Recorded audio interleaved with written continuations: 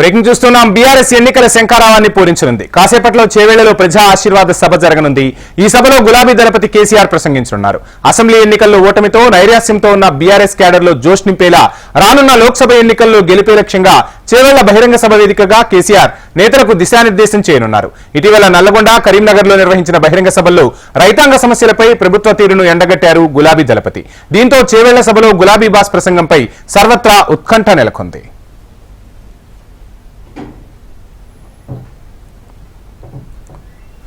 చేవేళ్ల ప్రజా ఆశీర్వాద సభా ప్రాంగణం నుంచి సభకు సంబంధించి మరిన్ని డీటెయిల్స్ మా ప్రతినిధి ఏవై స్వామి లైవ్ లో అందిస్తారు. స్వామి, చూస్తున్నాం కేసీఆర్ ప్రసంగంపై సర్వత్రా ఆసక్తి నెలకొంది. ఇటు అధికార పక్షం కూడా కేసీఆర్ ఏం మాట్లాడతారా అని ఆతృతగా చూస్తున్న సందర్భం ఇది. రైతాంగ సమస్యలపై ఇంతకుముందు కేసీఆర్ ప్రసంగించారు. ఈ రోజు సభలో కేసీఆర్ ఏ అంశాలను ప్రధానంగా ప్రస్తావించే అవకాశం ఉంది? చేవేళ్ల సభ ద్వారా క్యాడర్ కు ఎటువంటి దిశానిర్దేశం చేసే అవకాశాలు ఉన్నాయంటారు?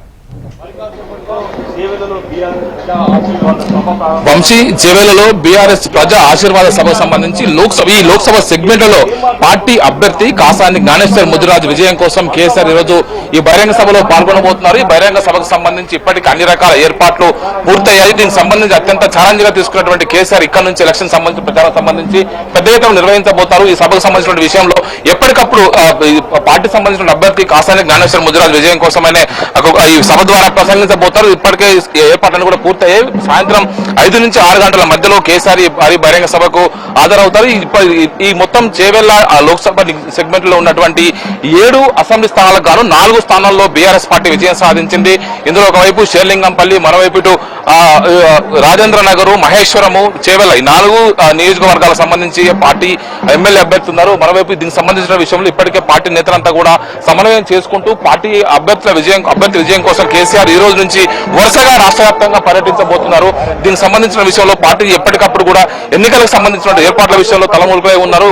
ఇప్పటికే ఒకవైపు కరీంనగర్ లో ఇప్పటికే బోయినపల్లి వినోద్ కుమార్ విజయం కోసం ఒక బహిరంగ సభలో పాల్గొన్నటువంటి కేసీఆర్ ఈ సభ ద్వారా మరింత ఆకర్షించగా మరింత పార్టీ అభ్యర్థి విజయం కోసం ఆయన ప్రసంగించబోతారు. రైతు సమస్యలు, అదేవిధంగా ఇటు కాంగ్రెస్, బీజేపీ, రాష్ట్రంలో ఉన్నటువంటి కాంగ్రెస్ ప్రభుత్వం, కేంద్రంలో ఉన్నటువంటి బీజేపీ ప్రభుత్వం తెలంగాణకు ఏం చేశారు, వారికి సంబంధించిన విషయంలో ఆయన స్పష్టంగా మాట్లాడబోతున్నారు. ఒకవైపు ఇప్పటికే పార్టీ అభ్యర్థికి టికెట్ ఇచ్చిన తర్వాత గతంలో Gaddam Ranjith Kumar BRS party ticket తీసుకున్న తర్వాత కాంగ్రెస్ వెళ్ళిన పట్ల కూడా ఆయన ఆగ్రహంగా ఉన్నారు. ఒకవైపు మనతో పాటు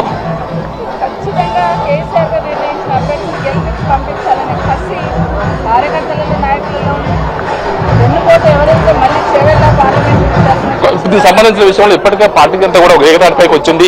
అందరూ కూడా మేడం చెప్పండి, ఒకవైపు మీరు దీనికి సంబంధించి అత్యంత ఛాలెంజ్ గా తీసుకున్నారు. చేవేళ్ల అనేది కూడా మీకు సెంటిమెంట్ గా ఉన్నటువంటి ఓటింగ్ ప్రదేశం, మీకు బలమైనటువంటి అడ్డాగా ఉన్న ఏరియా. ఈ నుంచి ఈ సభ ద్వారా పార్టీ అభ్యర్థి విజయం కోసం ఎలాంటి వ్యూహంతో వెళ్తున్నారు మీరు? ఎన్నికలంటేనే వ్యూహాలండి. ఖచ్చితంగా మా పార్టీ అభ్యర్థిని గెలిపించడానికి గత 10 సంవత్సరాల్లో కేసీఆర్ గారు చేసిన సేవ, కేసీఆర్ గారు చేసిన సంక్షేమ అభివృద్ధి కార్యక్రమాలు ప్రజల ముందు ఉంచుతూ ఖచ్చితంగా ఓటు అడగబోతా ఉన్నాం. మొన్న ఏదో మభ్యపెట్టి మాయ చేసి మాయల మరాఠీ మాటలు మాట్లాడి ఓట్లు వేయించుకున్నారు.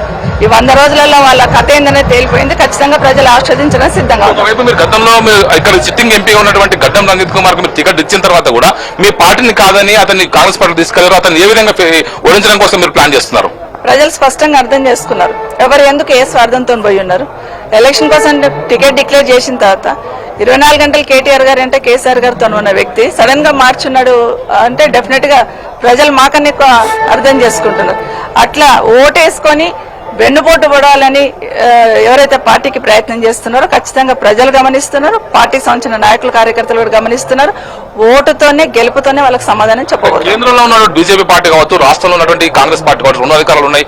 తెలంగాణకు ఏం చేయాలని మీరు అంటున్నారు? ఈ 2 జాతీయ పార్టీని ఎట్లా ఫేస్ చేస్తారు? అంటే జాతీయ పార్టీలు వాళ్ళ పార్టీ విధానాలను బట్టి గొంతెత్తుతారు పార్లమెంట్ లో కూడా, లేకపోతే గొంతెత్తొద్దంటే గమ్మున ఉంటారు. కానీ తెలంగాణ కోసం, తెలంగాణ అవసరాల కోసం, తెలంగాణ బిడ్డల కోసం, తెలంగాణ రాష్ట్రం కోసం గొంతెత్తేది ఒక బీఆర్ఎస్ పార్టీ మాత్రమే. మీరు చెప్పండి, మీ స్థానికంగా ఉన్నటువంటి ఎమ్మెల్యే గారు, మీరు ఇక్కడ సభకు సంబంధించి ఎలాంటి ఏర్పాట్లు చేస్తున్నారు? మీరు చాలా బ్రహ్మాండంగా భారీ బహిరంగ సభకు బ్రహ్మాండంగా ఏర్పాట్లు చేయడం జరిగింది.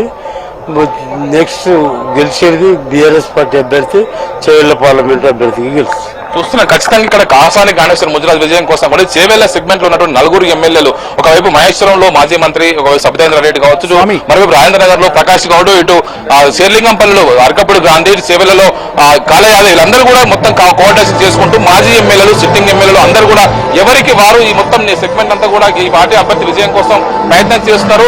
మొత్తానికి ఒకవైపు పార్టీ అంతా కూడా ఏకతాటిపైకి వచ్చి ఈసారి ఖచ్చితంగా ఈ లోక్సభ ఎలక్షన్స్ లో స్వామి తెలంగాణ గలం బలం దళం బీఆర్ఎస్ అని వర్కింగ్ ప్రెసిడెంట్ కేటీఆర్ పదే పదే చెప్తూ ఉన్నారు. ఒకవైపు మనం చూస్తూ ఉన్నాం, అంటే తెలంగాణలో పార్టీని మరలా పునర్వైభవం తీసుకొచ్చేందుకు పార్టీ శ్రేణులు కసరత్తు చేయాలని చెప్పి శ్రేణులకు ఏమైనా ఈ వేదిక నుంచి దిశానిర్దేశం చేసే అవకాశాలు ఉన్నాయా? చూస్తున్నాం మన వైపు మనతో పాటు కాసా జ్ఞానేశ్వర్ ముదిరాజు తనయుడు వీరేష్ గారు. వీరేష్ గారు చెప్పండి, ఒకవైపు జాతీయ స్థాయిలో తెలంగాణ ప్రజలు నిలబడాలంటే ఖచ్చితంగా బీఆర్ఎస్ పార్టీతో అవుతుంది. రెండు జాతీయ పార్టీ వాళ్ళ ప్రజలు చూసుకుంటుంది తప్ప స్థానిక సమస్యలు పట్టించుకోవట్లేదు. ఇప్పుడు బీఆర్ఎస్ పార్టీ అభ్యర్థి విజయం కోసం మీరు ఎలాంటి వ్యూహంతో పోతారు? పార్టీలు ప్రధానంగా కాంగ్రెస్ పార్టీ కానివ్వండి, బీజేపీ పార్టీ కానివ్వండి, జాతీయ స్థాయిలో వాళ్ళ యొక్క పార్టీ విధానాల మీద ఉంటుంది. కానీ బీఆర్ఎస్ మాత్రం ఇక్కడ తెలంగాణ రాష్ట్రం యొక్క మంచి కోసము, వాళ్ళ యొక్క ప్రజల యొక్క అభివృద్ధి కోసం, ఈ ప్రాంత ప్రజల అభివృద్ధి కోసం, ఈ ప్రాంత అభివృద్ధి కోసం పాటుపడినటువంటి పార్టీ బీఆర్ఎస్ పార్టీ. అందులో మరి ముఖ్యంగా ఇక్కడ మన కాసాని జ్ఞానేశ్వర్ గారు సబ్బండ వర్గాలకు సంబంధించినటువంటి వ్యక్తిగా ఇక్కడ 2 దశాబ్దాలుగా ఇక్కడ సుపరిచితులు. ఇక్కడ ఉన్నటువంటి అధికారంలో ఉన్నా లేకున్నా సబ్బండ వర్గాలతో పాటు అన్ని వర్గాలను మంచిగా ఒక కుటుంబ సభ్యులుగా వాళ్ళందరినీ కలుపుకొని పోయగలిగే వ్యక్తి కాబట్టి వారి యొక్క గెలుపు ఖాయమని మేమందరం భావిస్తున్నాం. దాంట్లో భాగంగా కాసాని జ్ఞానేశ్వర్ గారికి సబ్బండ వర్గాల యొక్క ప్రతినిధి చట్టసభల్లో ఉండాలి, పార్లమెంట్లో ఉండాలని పూర్తి ఆకాంక్షతోటి కేసీఆర్ గారు వారిని దీవించారు. దాంట్లో భాగంగానే మన యొక్క ఎజెండా క్లారిటీగా ఉంది. మన యొక్క ప్రాంత డెవలప్మెంట్ కోసమే మనం ఉంటాము. సబ్బండ వర్గాల గొంతై కామన్ మ్యాన్ వాయిస్ పార్లమెంట్లో వినిపించి ఇక్కడ ఉన్నటువంటి సమస్యల పైన పోరాటం చేసే వ్యక్తిగా ఆయనకు అవకాశం ఇస్తారని మేము భావిస్తున్నాం. చూస్తున్నాం మొత్తానికైతే ఈ రోజు ఈ సభకు సంబంధించి కేసీఆర్ కూడా 2 జాతీయ పార్టీల మీద, ఒకవైపు రాష్ట్రాల అధికారంలో కాంగ్రెస్ పైన, కేంద్ర బీజేపీ పైన అటాక్ చేయబోతున్నారు. మరోవైపు ఈ రోజు ఈ సభ ద్వారా లోక్సభ ఎలక్షన్ సంబంధించిన ప్రచారాన్ని మరింత ముమ్మరంగా ముందుకు తీసుకెళ్లే అవకాశం కనబడుతుంది. Vamshi, thank you Swamy.